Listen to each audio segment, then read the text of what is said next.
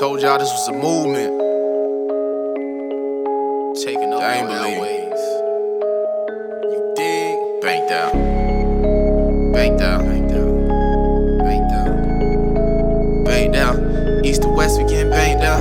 North to south, we getting banked out. Worldwide, we getting banked out. Yeah.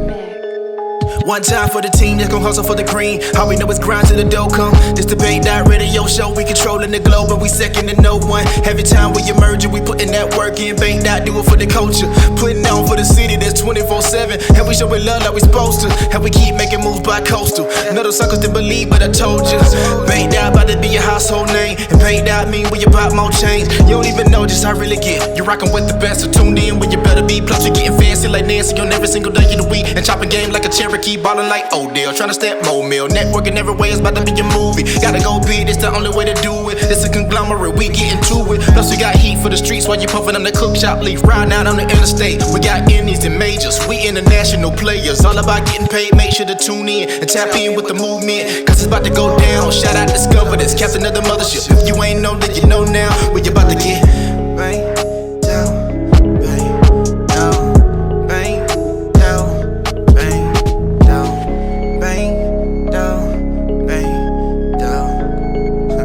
Bang Dot Radio Show. I can't stand you sometimes.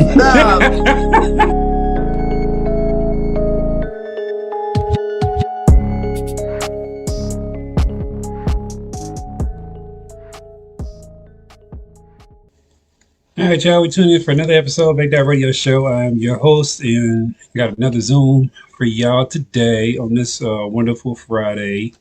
We have Mr. Greg. Is it Fefferman? Did I said that right? You got it right. How often does it happen? Do people get it right on the first time, or? I get Fetterman. I get on the phone Pfeifferman, Freeman. It's great when someone calls you and you know that you don't want to talk to them, and then when they pronounce it wrong, right? So. I love it. But you're based in Miami or close to Miami? I live down in Miami, but our business covers the greater 48, and I'm sure we got customers in Alaska and Hawaii too. But I'm based down in Miami. Okay. How's the weather down there? I'm not allowed to tell. Everyone else in the rest of the world. I get people complain when people ask me about the weather, and I tell them how great it is. Today's probably 76, slight breeze. Shorts and a golf shirt type of weather.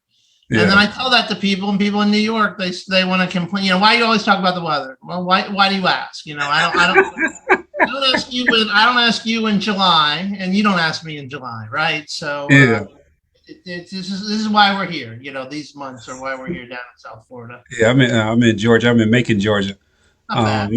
So we're on the cusp of that spring, almost getting here to where it's going to stick and stay warm, as opposed to going back and forth. Yeah. Because it's going to turn. I used to live in Chicago, and it would be, you get that 60-degree weather on April 3rd, and then on April 4th, it's down to 34 again. So, yeah, it's good when it turns from Macon, but we're doing well here. Thanks for having me. Thanks for the reason I brought you on, because I love the fact that you hit me up, and I guess I forgot with the alignable profiles, when you have a premium profile, you can see who looks at your profile and things of that nature. Now I'm always going through trying to look for other people to bring onto the show and talk about. One, I love talking about business. That's what I studied in when I went to Fort Valley, business with the concentration in marketing. That's what I do full time.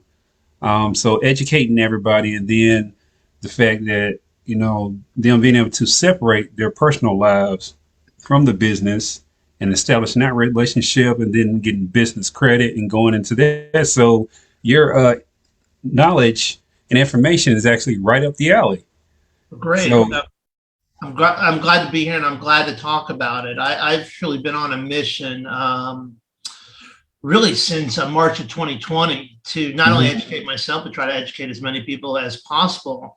The power of building that EIN credit profile to truly separate your limited liability company your business from your personal, right? It's an LLC. What's limited when you're tying in your personal assets to your own business? So, my background is I got an MBA from University of Chicago. Mm-hmm. I went into the banking and finance world. I worked at Citibank, Credit Suisse, DLJ, to name a few. Worked in these big banking industries, underwriting loans to some of the wealthiest people in the world, investing their capital for them. So working with business people. After that, I'll tell you a quick story. Is in 2008, 2009, we know what happened to the market and the economy. I was in the banking industry. I was a top producer, but unfortunately, most of my team, our jobs were eliminated. But I was at Citi at the time, and so what happened, right? The executives in Citi was too big to fail, so they got bailed out. The executives that pushed these no income, no job loans at 120% of your property, they got bailed out. Who got left? I'm fine. I recovered well, but the people that were really left in the dust were the people that took 120% loan on their home that they could never afford to pay for. Mm-hmm. That had to declare when the market tanked. They had to declare bankruptcy. But where was the backstop? The backstop was for the banks and the executives, not for the people working in the banks, and not for the poor people that had to lose their homes and declare bankruptcy. I don't want to go back in that industry. I haven't looked back, and so I've been an entrepreneur for 10 years. So fancy MBA, banking experience, entrepreneur for 10 years. It wasn't until March of 2020 where I saw the storm coming, and fortunately, I saw it in early March, and I called American Express and said, "Hey guys, you may not get paid for the next couple of months. What are you going to do about it?" And they were very nice, and we were able to work things out. And like I said, fortunately, it was because of that experience. I knew that I had to get ahead of the curve. But then I asked the question of, "Hey, so if things don't work out, what happens?" My credit card says my name, but it also says my business. And they said, "Well, you're on the hook because you gave us your social security number when you signed." And I did what everyone else does, Andreas. I opened up my LLC. I said, "Here's $5,000. Give me a bank account." They said, "Do you want a credit card?" I said, "Of course. Who doesn't want a credit card, right?" Yeah. They said, "Fill this out." I filled it out, handed it to the banker. The banker came back with a big smile on his face, 2 shiny credit cards that have just been pressed in the machine, and said, "Hey, you've got a $20,000 limit. Go out and have fun. It has your company name on it." That was I might as well have had just my own name on it. I probably should have realized it. And that's one of the most important parts about my mission, is helping all these small and medium business owners that I'm helping out say, there's no shame in doing what you're doing, because there's no one out there educating you on how to do it the right way. Mm-hmm. That's been my mission. So, so what are some of the misnomers then people typically believe that when it comes to building and separating the business and the person? Like you said, you're giving up your social security number, or, be told that you have to be a guarantor for the loan, when in essence, Coca-Cola and all these other businesses that are businesses don't have to have someone personally guarantee that.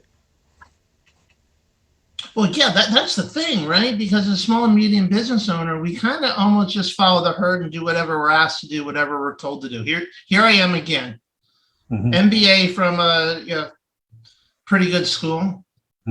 I'll argue, since we're here, and I can, I'll crow a little bit. The best business school out there. They don't teach you this stuff, right? I was a banker. Everyone, my billionaire clients had to sign personal guarantees, and because there was a little bit of a different situation. But as a business, if you're a small and medium business owner, you're not on the same playing field, and the banks and the financial institutions don't let you play on that same playing field as the bigger people, because you're having to self-finance. Because think about it, right? If you're a bank or a financial institution, are you going to ask for as much protection and security as you can? You absolutely are. And people don't know that they can opt out of that personal guarantee by saying, "Hey, look, look at my EIN business credit profile. The toughest thing, though, that people don't understand is you look it up and see that it can be done, but it's a meticulous process that's trial and error if you don't know what you're doing. And there are certain steps with my company, Galt, and most other companies that copy our scheme. There's really essentially 7 steps. The cool thing is that 4 of them are apply for the right tier, but you can't apply for certain cards until you're ready, until you build that profile. And how do you know what to look for? You don't. It's trial and error. Or you come to find professionals like myself, like other people out there that have taken the time to learn the right steps and what you need to do to build that credit profile.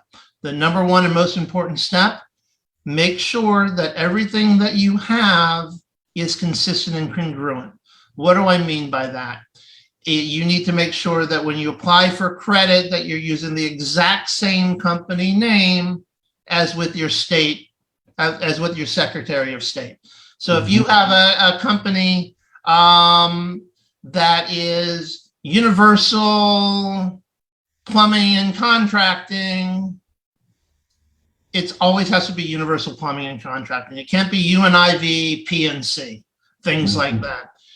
If you have a PO box instead of a home address, you're going to get dinged. If you're not listed with 411, you're going to get a ding. If you're Plumber Greg at Gmail instead of Greg at plumbergreg.com, you're going to get a ding. There's 125 different criteria points that the credit agencies look at. Yeah. Over half of them are credibility and fraud related. Most people are getting rejected because of those 4 or 5 points that I just said right off the bat. The second reason people are getting rejected, if you go apply, and I was just speaking to someone, she's a professional in the empowerment and financial services for her community. She has a 770 credit score. She is sharp. She is bright. She has a successful business. She knows finance. She knows lending. She knows all that. She couldn't understand. She's like, Greg, I got turned down. I got a 770 credit score. I got turned down for an EIN card from Quill. Now, when she told me that, I knew exactly why. She wasn't yet ready to apply for Quill. She hadn't worked on her EIN score to get it there. So the number one reason is fraud. Number 2 is you're applying to certain companies that are going to automatically reject you because you haven't built and monitored your credit report. So the first step is find what we call the ringer accounts, easy accounts that you can apply for that they'll give to you. You're going to have a really low credit limit, but you're going to start to build. You got to crawl before you walk. So many people start running and aren't able to crawl, and they fail. And what happens when you fail over and over again? You stop trying and you give up.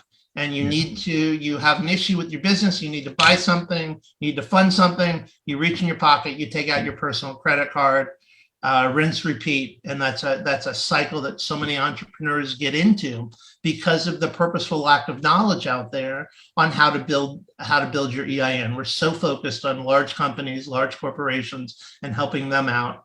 We claim to want to help the Main Street. And so many people I'm speaking to said, I just never got this education. No one ever gave it to me. Yeah, and that's the thing that I've run across. Even like just making sure you set up your business correctly, you establish a actually business bank account as opposed to using your personal bank account, and to show that history. And I tell people the same thing that you said. You have to crawl before you can walk, because you can't run out there and try to get like a $40,000 loan and you don't have no history of even being able to pay back a $2,000 loan. Absolutely. What has been, I guess, some of the I've seen some of the success stories that y'all post on the website. Were those success stories that you posted like the first time people applying, going through y'all's process? There are a variety of success stories, whether it's someone that just graduated their chiropractic school and wants to start their own practice, where I see you've invested in your education. You're going to put a lease. You probably already bought that equipment on your own personal credit card. You need to continue this back-end investment, and the back-end investment is building your EIN credit profile. So we see great success when someone has started their business, right? We've seen other great success where we've gone into someone that has been in that perpetual cycle that we discussed. They can't go in to get any sort of traditional financing because the traditional financing is going to ask for their personal credit score, which has become in the upper 500s, which has become a disaster, only because they're financing their business and adding more credit, taking more credit cards, kind of bumping against that limit. What we've done for those people is taken that, they got everything together, we separate it apart, we build their EIN. Their EIN credit can really be built if it's done properly, if you know what you're doing, in a 12-month period. Your personal credit usually takes 3 or 4 years to go, and you're excited when you get 10 extra points, right? But what happens is, as we're building, and we've seen this, as we're building that business profile, as we reach that final and fourth tier where you have a great record of you're paying things off, you're graduating, and you're getting a real Amex card that is tied to your EIN slowly, at higher credit limits, because they know it's a business credit card, and they know the things that you're putting on your business credit card you have to be accountable for. It's because you want to sell it or grow and expand versus a little smaller credit on your personal. What so many people have been able to do is take that $15,000 they have on their personal MasterCard, transfer it over to their business card, 6 months, no interest. What's happening now? Their personal credit is improving. They're not having to pay as much out of pocket to cover the debt load. And now, guess what? Their personal credit has improved. That's not my business. My business is not personal credit, but we do probably as good of a job, if not better, oftentimes, fixing someone's personal credit by focusing on the EIN credit and moving things over than someone that just focuses solely on that personal credit. So what y'all services, I think you were saying earlier, y'all offer those just across the country. Just because you're based in Florida doesn't mean that you only service that particular Florida market. I think last I checked, 25,000 LLCs applied for every day in this country. Now, are people going to do stuff with it? Who knows? But there's a giant world out there of business owners that are looking to start, and our goal is to help as many of them as we possibly can. There's a couple blocks that I can get off of I-95 and drive straight to Ocean Drive here in South Florida and probably make a career out of just stopping in of all of these businesses. But our reach is to help whomever we can, wherever we can.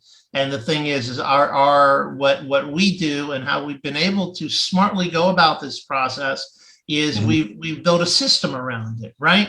We know how to put everything together. We are able to cross-reference all the information to make sure it's congruent. We're able to make sure that your company is applying to and things are reporting to the credit agencies. On top of that, we have almost 2,000 different vendors in our system that we're able to access. And now we know those vendors. We know where they are across what tier.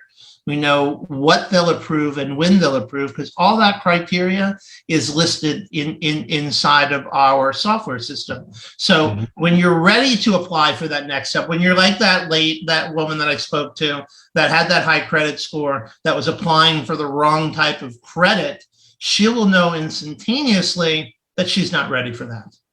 So all that information is inside of our system. I like to say we've got close to 2,000 on our way to 10,000, because who wouldn't want to be part of a network where they know for sure someone is working on building it and doing it the right thing. It's an automatic check mark of credibility for anyone that's part of our membership platform, because the creditors know that they're going to be in good shape.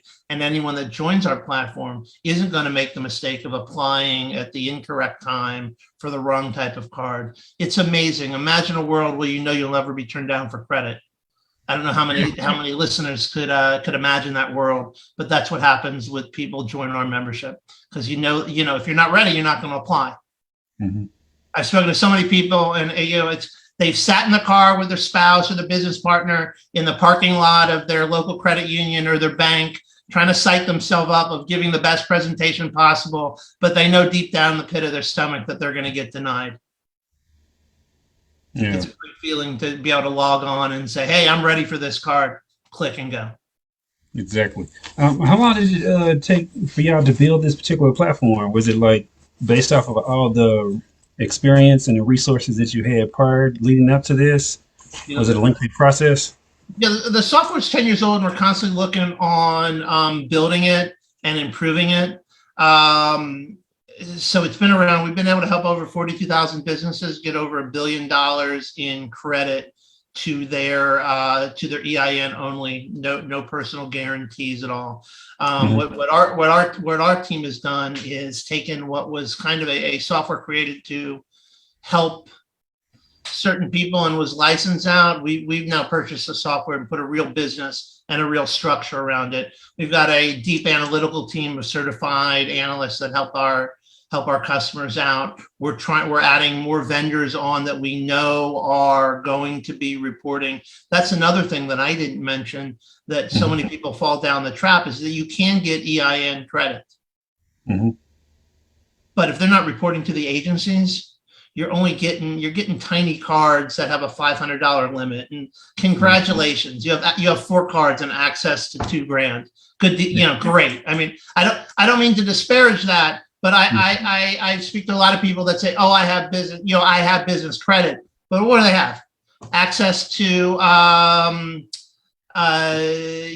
to $500 worth of credit at Uline. I mean, that's not gonna make or break your business. What I'm talking about is something that can materially change and materially build your business. And over the course of time, we've been able to find the right vendors, find the right system, and work and integrate everything. And as we're building and growing and putting things around it, we're looking to expand what it is to be a member. One of the biggest issues for small and medium business owners are health insurance, right?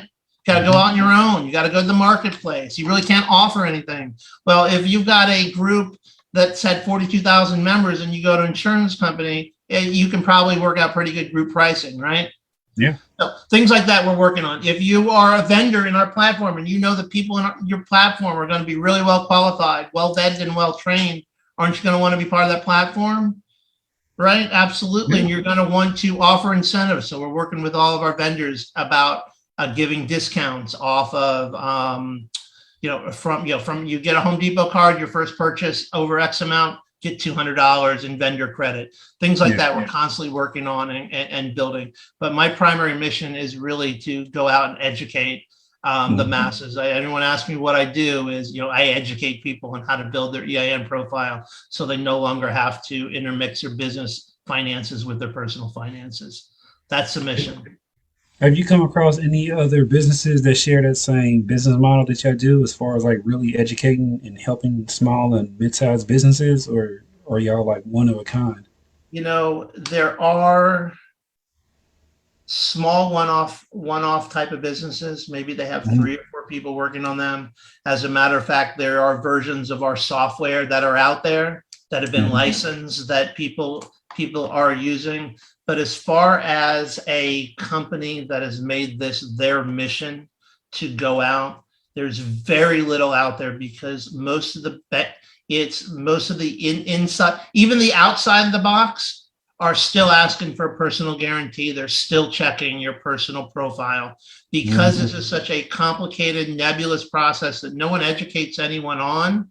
No one likes to wade in the waters. So once we figured out, are people gonna figure this out? Yeah, absolutely. I think in the next maybe decade or so, this will be a laughable conversation, because most business, if we're doing our job, most business owners will figure out, hey, I need to compete with everyone else out there, and I can't tie my personal assets. And we saw with the coronavirus situation, so many people and so many businesses were in desperate situations. They did what they had to do, but unfortunately, they put a second line on their home, right? They use their retirement fund. They use the wedding fund for their kids to try to keep their business afloat, because if their business went away, as an entrepreneur, that's it, right? It's very difficult to go back in and go work for the widget factory when you've been your own boss. So, and so many people have been left on the unfortunate side. Imagine had they built their EIN profile and had $50,000 in available credit, what they can do and how they could have really saved some of their personal stuff. Businesses fail. They do. That's the reality. 87% fail due to cash flow issues. Most don't last 5 years, but it's okay if it fails as long as you're not brought down with it. And of course, you have to put in some of your own money to start the business. Absolutely. I'm not saying that you'll never have to go to a bank again and you won't have to put any of your own money into your business. That's Pollyanna type of stuff. Yeah. But if you can build your business profile, you can have dry powder to survive a storm, or when you see acquisition opportunities and to go out and do it, you absolutely can. You have that availability and not putting your own personal profile at risk. That should be your boat, your vacation home, your retirement. That's what that should be for, not supporting your business. Yeah. That's what's up. I love it. And I love the fact that I can tell that you're very passionate about what you're doing, because it's coming across. And that, what I'm saying, I haven't seen that many people, like you said, I haven't seen the education for it. And I'm starting to think, like, is that specifically done that way to where, like you said, you'll go and you'll get a business degree, whether it's undergraduate or a master's, and this particular process isn't talked about enough or even talked about at all, to where you see the need in the market to be able to offer this. So business schools are teaching at the high end business school, they're teaching their students how to be consultants and investment bankers and corporate employees. There's not a lot. The entrepreneurship that they teach you at a University of Chicago, at a Penn, at a Stanford, at a Harvard, is how to build a business plan and how to pitch to venture capitalists and angel investors, right? That's what they're teaching. Anyone listening, they're not teaching. There's very few people that want to be a plumber or a contractor that get an MBA and that the MBA program is going to teach them what they need to do. The problem and issue that we have here is most small and medium-sized business owners get into something because they're actually good at that trade and they're passionate they're passionate at knitting. So they open up a knitting store. They're a good electrician apprentice and an electrician on their own. You're a good chef and you become a restaurant, you open up a restaurant. You don't have the requisite business skills, but you have the passion that you have. What my mission, and I know yours is too, is to help educate and train those people. So now they have their passion. They're great at what they do, and they're also very smart and knowledgeable business people. So, but even at that top level, they're not teaching this type of thing. They don't teach how to go in and ask for a loan at a bank. They don't teach how to set up an LLC or to get your EIN.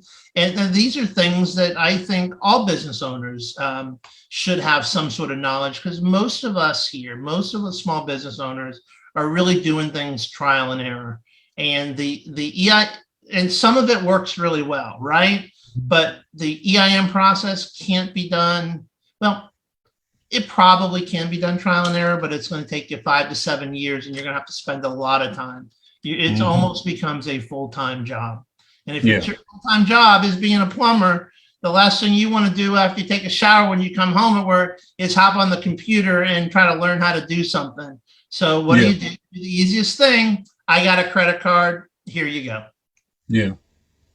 but I'm glad you see my passion, because I am passionate about it. It's just a great opportunity. It's a great thing for business owners. I hope that the people listening, could do a little research on their own and figure it out and learn that this is something I don't have to accept what's been put in front of me. I can do things better in a different way.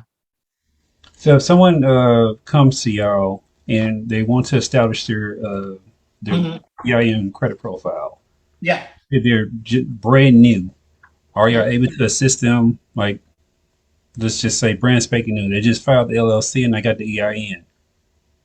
Yes. What's the process?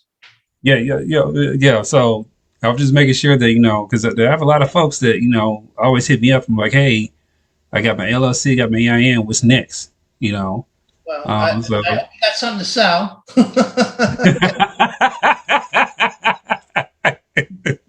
So working with y'all, I would imagine that, they are told that, this isn't like just a quick turnaround type process.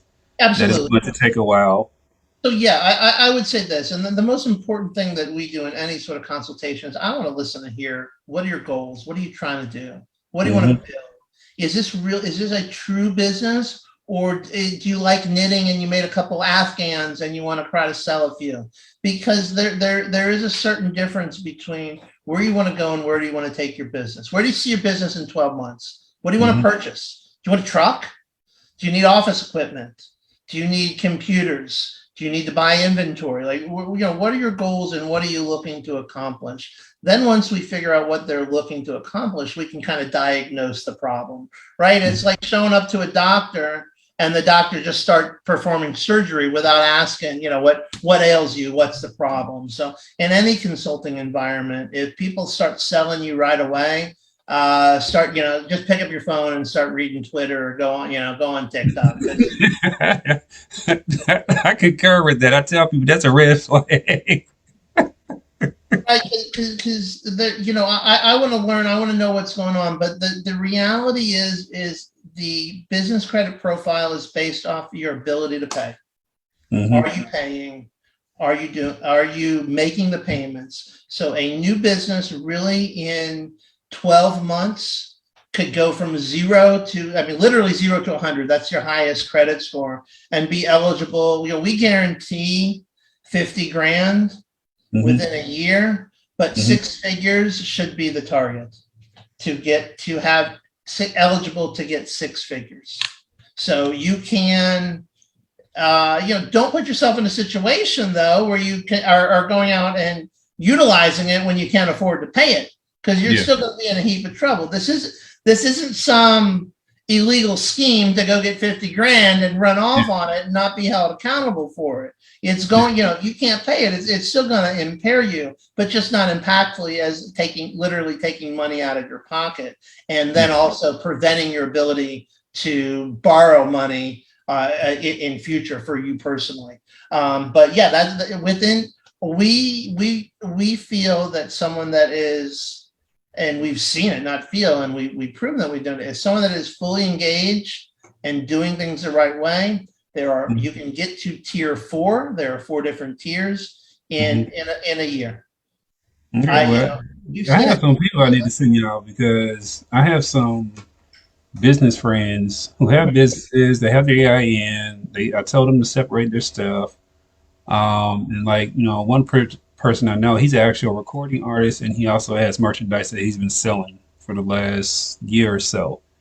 And I told him, if he gets everything in order, he can actually walk away from his job if he really puts into working the merchandise side of it. Because I'm like, the profit that he makes off of it is pretty good. But he needs to also be able to put capital into it to push it even harder, to where he can reach more people and start generate these sales, because he has great designs, great customer service.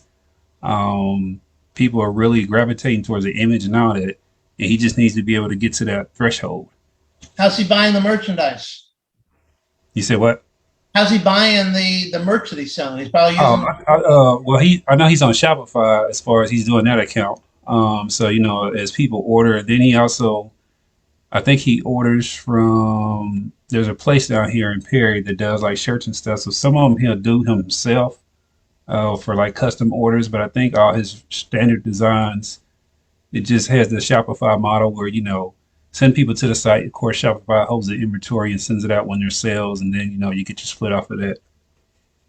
Okay. Yeah, we've seen a lot of people that are in a similar situation where they're buying their merchandise that then they're selling, but they're limited because they're using the personal credit card to buy the merchandise. It's not a situation where it's not a drop ship or situation where they're getting paid and then can go buy it and then ship it. But they're buying it first. They're buying a bunch of T-shirts for a concert. They're pressing CDs and things like that. Well, they're going out of pocket. And if you're going out of pocket personally, you're probably taking less risk. So you're only buying 100 shirts. Mm-hmm. Because well, if I don't sell them all, then I gotta hold this. And then it's on my credit card, and then I gotta pay that. If people that have an EIN, number one, they probably have a higher limit. They can buy 300 shirts at a lower cost. They can take advantage of a lower cost, right? Because there's the guy that's buying 100 shirt every other week for his concerts, right? Mm-hmm. Instead of buying 500, getting a bulk discount. Yep. So all of these things are things that, again, that we talk about in that conversation before I start talking about all the things that we can do to help them out, to help them understand, look, this is a power, because there'll be some people, it's funny that people, I got an EIN, I got an EIN. Then we figure out, like I said, congratulations, you have access to $1,200, You're doing well. I mean, obviously it's not that condescending in the conversation, but to help them figure out, but to have that conversation, how many shirts are you buying? Well, I only buy 100 because I'm not sure. And, well, are there opportunities to take advantage of a bulk discount? Absolutely. But I don't want to spend, $3,500 on my own personal card. Well, here's how you don't have to, right? So those scenarios are important in the due diligence side of having those conversations. Absolutely. Yeah. Okay. So, do y'all set goals? Because you said y'all helped over 42,000 businesses thus far? In the 10 years that the software has been around, yes. Okay. So, are y'all trying to reach to 100,000, or what's the goal for your company? You won't believe it. I have trouble believing this, and I haven't said anything to our president because I think he's absolutely crazy, but he really believes our goal. Hold on before you laugh, because you'll be laughing with me. 3.1 million people in 6 years, 5 years actually. Jeez. By 2027, we want to reach 3.1 million small and medium-sized businesses. That's the goal for Jay Galt. Yeah. And then that would, the precedence that was set for just the mentality of going through the consultation, going through the process, learning this process, and then them telling all their peers and things of that nature about this process. Because, as entrepreneurs, we know that, we start to attract other entrepreneurs when we're talking about our journeys and things of that nature and other like-minded people, and we start spreading the information. So I see where it's a very, very aggressive goal, but at the same time, it's like a cultural shift. Mm-hmm. I think one of the things that we don't get to talk about enough with entrepreneurship is the flip side of the coin, the non-successful things that didn't work, or how hard it is to really get that business going. And especially when you have, limited capital and limited education, like you said, about building your business with the EIN. It is so true. One thing that I learned back in my private banking days, working with the ultra wealthy, is before anyone comes into a bank, because of the Patriot Act, you got to do so much background. Where do they get this? Where do they get their money? Right? Where's it coming from? And I would devour the sheets the background information of, because the biographies essentially of the wealthy real estate tycoon, the guy that built a cell phone resale company, and just read their background. Everyone is just repeat with failure after failure after failure after failure until they found what they were to be successful. There's a tremendous amount of grit in all of those people, but there's not one in there that, rolled out of bed when he was 17 and became successful. That's not the common success story amongst the ultra wealthy entrepreneur. It's just failure after failure, tremendous amount of grit, and then getting very lucky in a certain instance, and and had their concentrated wealth grow beyond expectation. I'm not looking to, I would love that to happen to the people that I'm looking for. The reason I mention that is to realize what a turn any of those people that I work for in the private bank could have taken if they had the wrong type of failure. It's not, there's no shame in things not working out and trying it on your own. And there's so many people that are doing it, trying it, just haven't had the right network, didn't get on the right Facebook Live show and link in with the right guys on Alignable, whatever it is. But what I want to do is make sure that they're in a position to help them succeed, of course. But if they fail, it won't be an impactful, and they can get back on the horse again, and whether continue with that business or find another one, because it's really cool, as you know, to own your own business. I was talking to a woman today she called it a workcation. She referred to herself as a super millennial, which I thought was kind of funny. But I was like, are you super? Or, we didn't go into too much detail, but she owned her own business, but she decided to go a couple weeks, to beach and work from the beach. I mean, there's something awesome and empowering to not have to request 2 weeks off and know you're only getting 2 weeks out of the year. And we can have another conversation how ridiculous that is in this country. Yes. To only get 2 weeks when you work in the corporate world. But there's something great and empowering about owning your business, and whether it's even a side hustle is going to benefit from this type of thing. Because if it is a side hustle and you're putting your own personal capital in there at a high extent, then it really becomes a liability. And as we said at the beginning of the program, the limited part of the liability is no longer limited once you're assigning your social security number and personal guaranteeing something. Yeah. Well, Greg, I appreciate your time. I gotta go pick up kids in a moment. I gotta make my daddy duties. Yeah. Another benefit of the entrepreneur, right? You can whenever you need to and go pick up the kids. For anyone interested, I can be reached at greg@jgalt.io, greg@jgalt.io. Okay, that was was that the email address that you sent to me? Yeah, that's my email address. Okay, I'll definitely post that in here, and I'll even when I put it on YouTube, I'll put all that information. Is that how you want people to reach you? Because I was also going to direct them to the website as well, but if you just want them to reach you directly through the email. Yeah, they can reach me directly via email. The website, we can put that up in other platforms. I can get you that information. Okay. My phone number too. I'm on LinkedIn. I'm on Alignable.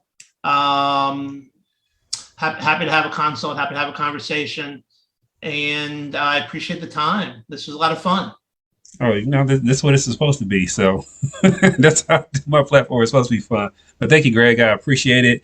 And everybody out there, thank you for tuning in. I've been seeing y'all comments and things and reaction emojis, all that stuff that y'all been doing. Keep sharing the video. And Greg, I look forward to having a conversation again, and or even about other stuff in the future. Anytime. Happy to talk. This is a lot of fun. All right. You have a good one, Greg. Take care.